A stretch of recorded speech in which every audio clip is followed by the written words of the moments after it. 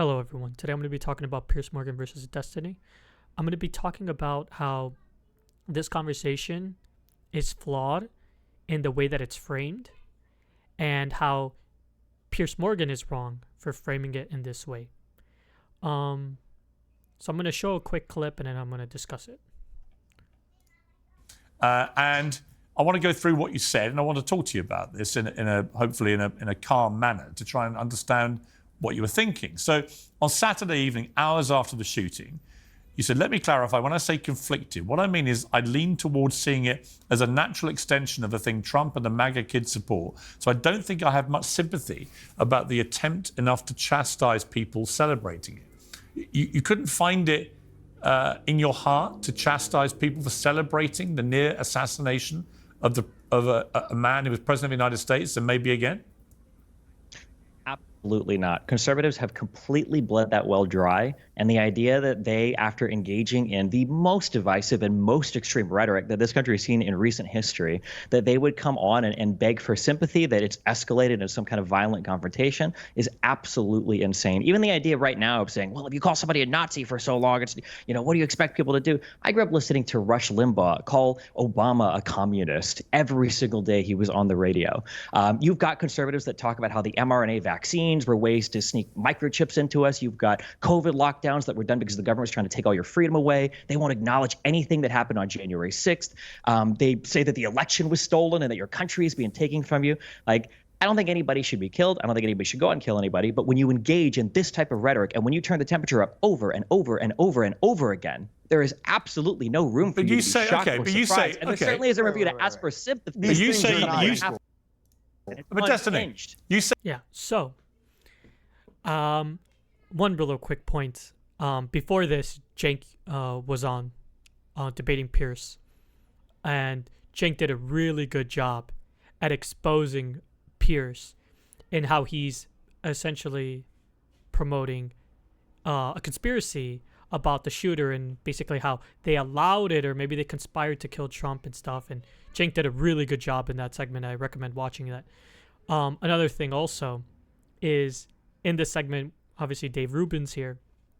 And afterwards, Destiny showed on his Twitter how much of a hypocrite and loser that Dave Rubin is. So that's also funny. You could also check that out. It's hilarious. So, I think Destiny's point is what I think people need to focus on. They get distracted by the edgy comments, but the conversation needs to refocus on the points that matter. And this is an opportunity to demonstrate it. Destiny makes edgy comments, and the right wanting sympathy is all nonsense when you show how they have been behaving and how they want the left to behave better, yet they behave worse. Okay? Like Destiny said, for the past 8 years, they have been saying outrageous things, and we have treated it like it's not that big of a deal because they say these things so often that we don't treat it like we should. So now that they get the same treatment, they flip out. Piers should be calling them out instead, like he tried to do with Destiny, and say, hey, you have been saying crazy shit for 8 years, and it's being said back to you, and now you want them to be sympathetic and nice? But it's not. And they are still able to get away with it and set the narrative. And the main thing behind this isn't the language used by the right. It's the actions behind them. And this gets to the main point that needs to be said and talked about. Trump and MAGA Republicans have been doing unacceptable things like trying to steal the election. Yet you don't see Piers and others like him constantly talking about how unacceptable that is and how Trump shouldn't be able to run and he needs to be defeated. And how he needs to be defeated. Trump and the Republicans have not just made insane rhetoric acceptable and normalized, they have made their actions acceptable and normalized. We need to address this and change that. Stop acting like what they do is okay and really make people understand just how fucked their actions are. In this country, we need to be unanimously against someone who tried to end democracy, yet the Republicans are in lockstep with Trump and support what he does. How is any of this acceptable?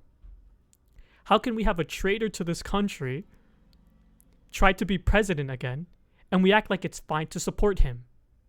We have major problems in this country when it comes to Trump, and that's why every media member and person should be talking about this. Anyone who acknowledges this and still acts as though it's okay to support Trump are disgusting. This includes Piers Morgan, who keeps trying to both sides, Democrats and Republicans, and Trump and Biden, and think it's acceptable to support Trump over Biden. Piers has even called on Biden to drop out, but hasn't done it about Trump. That in and of itself perfectly demonstrates my point. And that's pretty much all I just wanted to talk about. I had it written here, so that's why I'm looking and reading. Yeah, I think it's important to say this. So, yeah, that's it.